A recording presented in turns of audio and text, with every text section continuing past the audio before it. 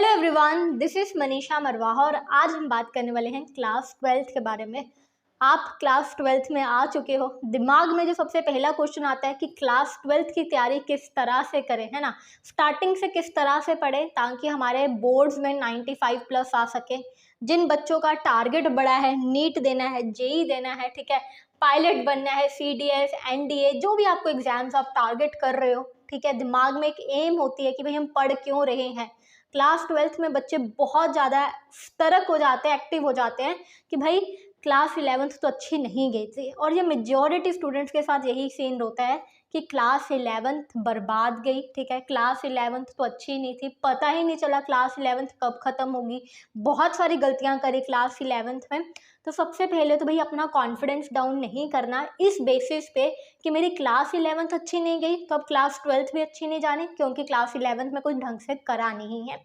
अभी मैं आपको बताऊंगी कि भाई क्लास 12th के लिए स्टार्टिंग से आपको क्या क्या चीज़ें अपने दिमाग में रखनी है, क्या क्या मिस्टेक्स नहीं करनी जो आपने क्लास 11th में करी, जिसकी वजह से क्लास 11th शायद आज तुम्हारी बर्बाद हो। ठीक है, क्या पढ़ना है, किस तरह से पढ़ना है, क्या चीज़ें फॉलो करनी है पूरे साल ताकि आप आराम से कम एफर्ट से अच्छे नंबर स्कोर कर सको। और आगे बढ़ने से पहले भाई क्लास 11th की कुछ बात कर लेते हैं, क्योंकि मुझे पता है यार ये बच्चों का बहुत ज़्यादा कॉन्फिडेंस डाउन करता है। कमेंट में मैं देख रही थी कुछ बच्चों के यही चीज़ का रिगार्डिंग था। देखो यार, पहली बात तो ये मत समझना तुम में कोई कमी है, ठीक है, हमारा एजुकेशन सिस्टम ही ऐसा है। 10th के बाद जब 11th में आती है ना, पूरी काया पलटी हो जाती है। इतना ज़्यादा सिलेबस, टू मेनी थिंग्स, पता ही नहीं लगता भाई क्या पढ़ना है, कौन सी बुक उठानी है। साइंस की दो बुक्स हो जाती हैं, ठीक है, आपकी फिजिक्स की 2 बुक, केमिस्ट्री की 2 बुक, मैथ्स की 2 बुक्स, है ना। टू मेनी थिंग्स और सब टफ होता है, कुछ भी ईजी नहीं रहता। 10th तक तो मतलब बहुत कम होती हैं चीज़ें। तो इन सब चीज़ों के चक्कर में सबके साथ ये होता है, तो उस चीज़ को दिल पे नहीं लगाना। बस तुम्हें जो तुम्हारी गलती थी वो ये थी कि तुम डिस्ट्रैक्ट हो जाते हो बार बार। माना चीज़ें टफ है, माना तुम्हें समझ नहीं आ रहा, लेकिन डिस्ट्रैक्ट मत हुआ करो जिसकी वजह से हमारी क्लास बर्बाद हो जाती है, हम कॉन्फिडेंस लूज कर जाते हैं। अब आगे मैं आपको बताऊंगी कि भाई क्या गलतियां नहीं करनी और क्या चीज़ पे फोकस करना है। 11th का ज़्यादा प्रेशर लेके नहीं चलना, ठीक है, जो हो गया हो गया। जो टॉपिक्स आपके क्लास 12th में रिपीट होने वाले हैं 11th के, स्पेशली उन बच्चों के लिए जो नीट और जेईई की तैयारी करने वाले, उसको आपको कवर अप करना है। ओके, वो आपके लिए इंपॉर्टेंट होनी चाहिए। बाकी यार कोई भी बच्चा ऐसा नहीं होता कि किसी ने कुछ भी ना पढ़ा हो। ऑब्वियसली आप क्लास 11th के पेपर देकर आ रहे हो तो आपने चीज़ें तो पढ़ रखी हैं। अब क्या पढ़ा है आपने, अब मे भी ये हो सकता है कि आपने 50% पढ़ा हो या फिर 40% पढ़ा हो, लेकिन पढ़ा तो है। तो ये नहीं कहना कि मुझे नहीं आता, अपने आप को बिल्कुल भी डाउन फील नहीं करवाना। चलो अब बात करते हैं क्लास 12th के बारे में। तो सबसे पहली तो भाई लास्ट ईयर की जो मिस्टेक्स है ना, अपने सामने एक पेपर पे लिख के, जिस भी टेबल पे तुम बैठ के पढ़ते हो, जिस भी रूम में तुम बैठ के पढ़ते हो, सामने वाली दीवार पे टिका दो, ठीक है, वो पेपर पे लिख कर या प्रिंट आउट करके कि ये गलतियां तो बिल्कुल भी नहीं करनी। लास्ट ईयर मेरा क्यों बर्बाद हुआ, शायद मैंने ढंग से पढ़ाई नहीं करी, शायद मैं क्लास में अटेंटिव नहीं थी, शायद मैंने बैकलॉग बहुत ज़्यादा क्रिएट करा, शायद मैं अपने फ्रेंड्स के साथ यारी दोस्ती में बहुत ज़्यादा मस्त होगी इसलिए नहीं पढ़ पाई। जो भी मिस्टेक्स है उसको अपने सामने लगाओ कि भाई एक गलती एक बार, अब उस गलती से हमें लेक्चर लेना है, लेसन लर्न कर लेना है कि we don't have to do that thing again, ठीक है, क्योंकि ये साल आपके लिए बहुत इंपॉर्टेंट है। आपके बोर्ड के पॉइंट ऑफ व्यू से भी, आपके करियर के पॉइंट ऑफ व्यू से भी, आपको कौन सा आगे कॉलेज चाहिए, आप क्या करना चाहते हो, आपकी ड्रीम के पॉइंट ऑफ व्यू से भी। ओके, तो गलतियों को ज़रूर सामने लगाओ, एक्नॉलेज करो कि मैंने गलतियां करी हैं और अब नहीं करनी। अब साल पे अगर हम बात करें तो भाई इस चीज़ पे मैं बाद में आके आपको समझाती हूँ। पहले मैं आपको इंपॉर्टेंट चीज़ बताती हूँ कि भाई 95 प्लस लेकर आना इज़ वेरी सिंपल थिंग, ठीक है। अब बहुत आराम से 95% लेकर आ सकते हो, but it is not easy वाला थिंग। सिंपल भी है, ईजी भी है, लेकिन हम इस प्रोसेस को खुद कॉम्प्लिकेट कर देते हैं क्योंकि हमारा जो मन है ना वो शांत नहीं होता। बट चलो, पहले सबसे पहली बात, अगर आपने ये 4 स्टेप फॉलो कर लिए ना, तुम्हारे 95% कहीं नहीं गए। ओके, अब करना क्या, सबसे पहली चीज़ तो भाई बी अटेंटिव। जब भी आप क्लास में लेक्चर लगा रहे हैं, ठीक है, नई क्लास है, नई जर्नी है, नए चैप्टर्स होंगे, ठीक है, अटेंटिव रहो क्लास में। जब टीचर पढ़ा रही है ना, कॉपी पेन हाथ में लेकर बैठो, जो टीचर ब्लैक बोर्ड पे लिख रही है, ठीक है, या जो भी वो समझा रहे हैं उसको छोटा छोटा नोट डाउन करते रहोगे, यार क्या बता रहे हैं, क्या समरी है, ठीक है। जब टीचर के साथ बात कर रहे हो ना, या टीचर जब बात कर रही है, तो तुम्हारा ध्यान वहीं होना चाहिए, इधर उधर नहीं होना चाहिए। अटेंटिवनेस एक ऐसी क्वालिटी है ना जो आपको बहुत सारे बच्चों से आगे ले जाती है। दूसरे बच्चे क्या कर रहे होंगे, वो क्लास में इधर उधर देख रहे होंगे, बाहर कॉरिडोर में देख रहे होंगे, फिजिकली तो प्रेजेंट होंगे, मेंटली चल रहा होगा, यार कुछ ना कुछ तो चलता ही रहता है। ये क्वालिटी ले आओ। अगर ये ले आए ना, आप अटेंटिव रहोगे क्लास में, पता लगेगा कि भाई मेरे क्या डाउट्स आ रहे हैं, पता लगेगा मुझे क्या नहीं समझ आया। आधी से ज़्यादा जनता तो क्लास में अटेंटिव ही नहीं होती, उनको पता ही नहीं टीचर क्या पढ़ा रही है, या थोड़ा सा ध्यान ऐसे पीछे करा, टीचर ने कुछ इंपॉर्टेंट चीज़ लिख दी तो मैं समझ ही नहीं आया कि भाई ये चीज़ कहाँ से आई, ये क्यू यहाँ पर कहाँ से आ गया, ये चार्ज इधर कैसे चला गया। तो अटेंटिव रहो, ये बहुत बड़ी क्वालिटी है। ओके, और एक बार तुम अटेंटिव रहना सीख गए तो घर जाओगे ना, जो टीचर ने कराया है उसको पढ़ो, या जो भी आप ऑनलाइन पढ़ रहे हो, ठीक है, या फिर जैसे भी आप पढ़ रहे हो ना, उसका जाके उसको खुद से गो थ्रू करो कि अच्छा यार आज मैंने ये चीज़ पढ़ी है तो मैं इसको खुद से पढ़ने की कोशिश करता हूँ, मैंने क्या पढ़ा है। क्योंकि जब आप क्लास में बैठोगे ना, यू विल बी लाइक समझ आ रहा है, सब कुछ आ रहा है, ये भी आ रहा है, ये भी आ रहा है, सब समझ आ रहा है। लेकिन जब आप घर जाओगे, खुद से देखोगे ये न्यूमेरिकल क्या था, ये डेरिवेशन क्या थी, तुम्हें पक्का डाउट आएंगे। और जब तुम्हें डाउट आएंगे ना, वहाँ पर तुम्हें क्या करना है, वो डाउट को रिटन डाउन करना है, राइट डाउन करो, और अगले दिन वो टीचर से जाके पूछना और समझना। और जब आपके डाउट्स आएंगे, आप पढ़ोगे, तो यहाँ पर आपकी क्या है, खुद से आपके एफर्ट्स लग रहे हैं, तो यहाँ पर तुम बहुत मैटर करते हो, तुम्हारे खुद के एफर्ट्स। ओके, और थर्ड स्टेप में क्या है, आपको नोट्स बनाने हैं। अब ये नोट्स बनाने का क्या फंडा है, देखो यार, नोट्स में ना, जब आप क्लास 12th में होते हो, स्पेशली अगर मैं बात करूँ PCM और PCB वाले स्टूडेंट्स के लिए, इट इज़ नॉट इम्पॉर्टेंट कि यार तुम बहुत ज़्यादा सजा सजा के नोट्स बनाओ, जैसे क्लास 10th में बनाते थे, ऊपर हेडिंग लिख रहे हो ब्लैक पेन से, देन रेड पेन को यूज़ कर रहे हो, देन स्पार्कल पेन यूज़ कर रहे हो, डायग्राम बन रहे हैं, नहीं चाहिए हमें ये सब।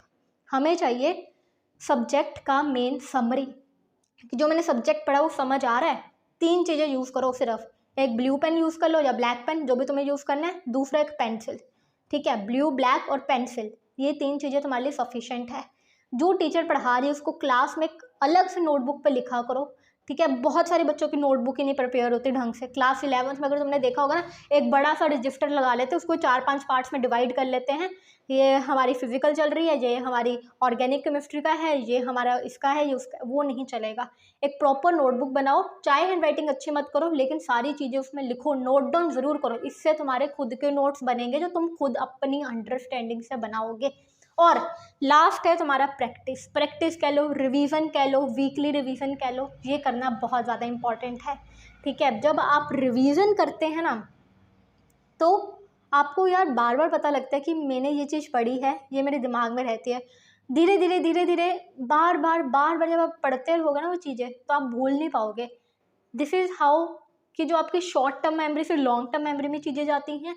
और मानो चाहे ना मानो, रिवीजन का मतलब ही यही होता है कि भाई तुम रट्टा लगा रहे हो चीज़ों को, ठीक है। स्पेशली केमिस्ट्री की अगर हम बात करें, और रिवीजन आपकी स्ट्रॉन्ग कब होती है, जब आप बार बार प्रैक्टिस करते हैं। कभी भी दूर मत भागना, ठीक है। आपके जो न्यूमेरिकल्स हैं उनसे दूर मत भागना, अपनी डेरिवेशन से दूर मत भागना, बार बार प्रैक्टिस करते चलोगे ना, तुम स्ट्रॉन्ग ज़रूर बन जाओगे।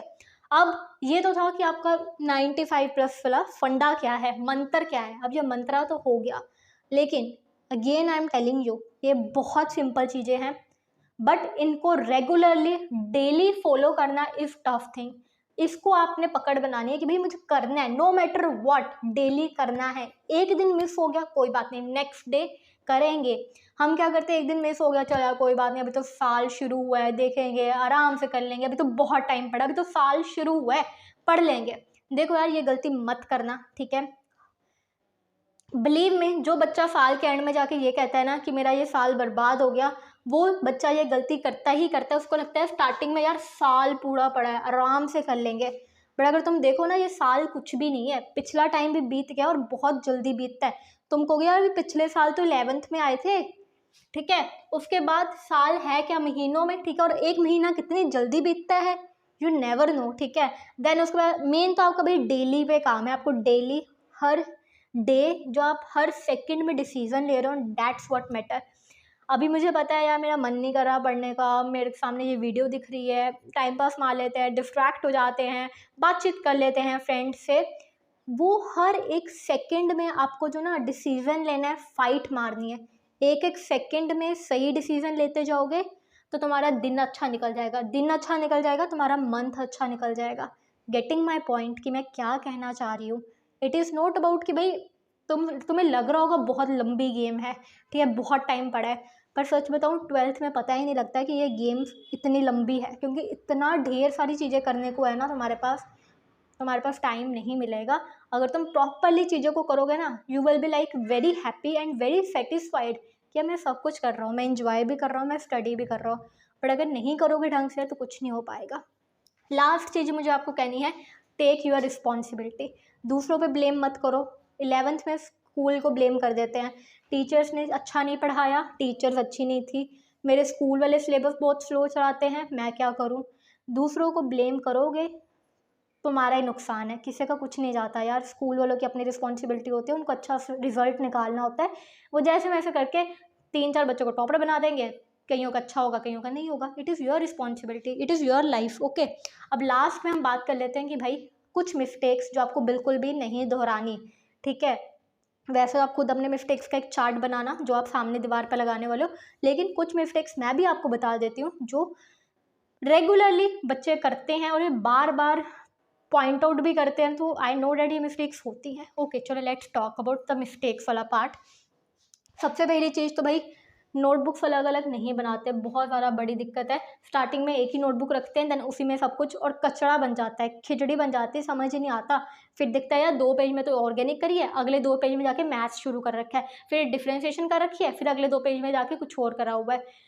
अलग नोटबुक्स रखो हर सब्जेक्ट की, प्रॉपरली मेंटेन करो स्टार्टिंग से। अगर प्रॉपरली स्टार्टिंग से मेंटेन करोगे ना, मैं तुम्हें बार बार कह रही हूँ, कंसिस्टेंट रहोगे, स्टार्टिंग से डे 1 से लगे रहोगे ना, हर चीज़ को जो भी मैंने तुम्हें पॉइंट्स बताए हैं डे 1 से करोगे ना, तुम्हें बिल्कुल भी टफ नहीं लगेगा। तुम्हें लगेगा ही नहीं यार ये क्लास 12th बोर्ड की थी, तुम इतने ईजिली कर लोगे। दूसरी चीज़ बैकलॉग, बहुत बड़ी चीज़ है भाई बैकलॉग। बैकलॉग के बच्चे से वजह से ना बच्चे इतना ज़्यादा डिप्रेस्ड हो जाते हैं, इतने ज़्यादा स्ट्रेस में आ जाते हैं, इतने ज़्यादा डीमोटिवेट हो जाते हैं। देखो यार सिलेबस आपका बहुत है, आई अग्रीड, ठीक है, माना तुम्हें चीज़ें समझ भी नहीं आएंगी, स्टार्टिंग में करोगे नई चीज़ें नहीं समझ आएंगी, बट बैकलॉग कभी मत क्रिएट होने देना, क्योंकि जितना तुम बैकलॉग क्रिएट करोगे ना उतना तुम इस साइकिल में फंसते जाओगे, जो कि क्या है बैकलॉग।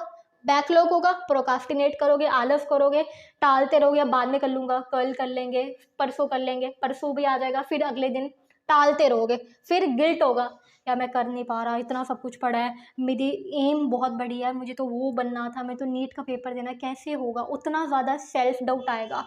जितना ज़्यादा सेल्फ डाउट आएगा ना, फिर तुम्हें अपने आप को अच्छा फील करवाने के लिए, गुड फील करवाने के लिए तुम डिस्ट्रैक्ट होगे, ठीक है।